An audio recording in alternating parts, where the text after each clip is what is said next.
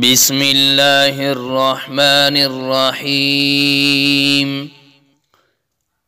يا أيها المزمل قم الليل إلا قليلا نصفه أو انقص منه قليلا أو زد عليه ورتل القرآن ترتيلا إنا سنلقي عليك قولا ثقيلا إن ناشئة الليل هي أشد وطئا وأقوم قيلا إن لك في النهار سبحا طويلا واذكر اسم ربك وتبتل إليه تبتيلا رب المشرق والمغرب لا إله إلا هو فاتخذه وكيلا واصبر على ما يقولون واهجرهم هجرا جميلا وذرني والمكذبين أولي النعمة ومهلهم قليلا إن لدينا أنكالا وجحيما وطعاما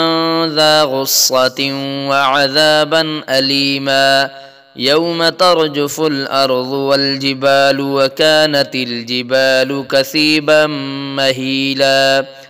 إنا أرسلنا إليكم رسولا شاهدا عليكم كما أرسلنا إلى فرعون رسولا فعصى فرعون الرسول فأخذناه أخذا وبيلا فكيف تتقون إن كفرتم يوما يجعل الولدان شيبا السماء منفطر به كان وعده مفعولا إن هذه تذكرة فمن شاء اتخذ إلى ربه سبيلا إن ربك يعلم أنك تقوم أدنى من ثلثي الليل ونصفه وثلثه وطائفة من الذين معك والله يقدر الليل والنهار علم أن لن تحصوه فتاب عليكم فاقرؤوا ما تيسر من القرآن علم أن سيكون منكم مرضى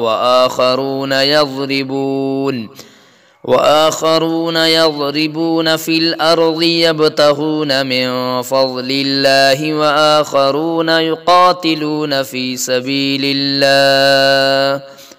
فاقرؤوا ما تيسر منه وأقيموا الصلاة وآتوا الزكاة وأقرضوا الله قرضا حسنا وما تقدموا لأنفسكم من خير تجدوه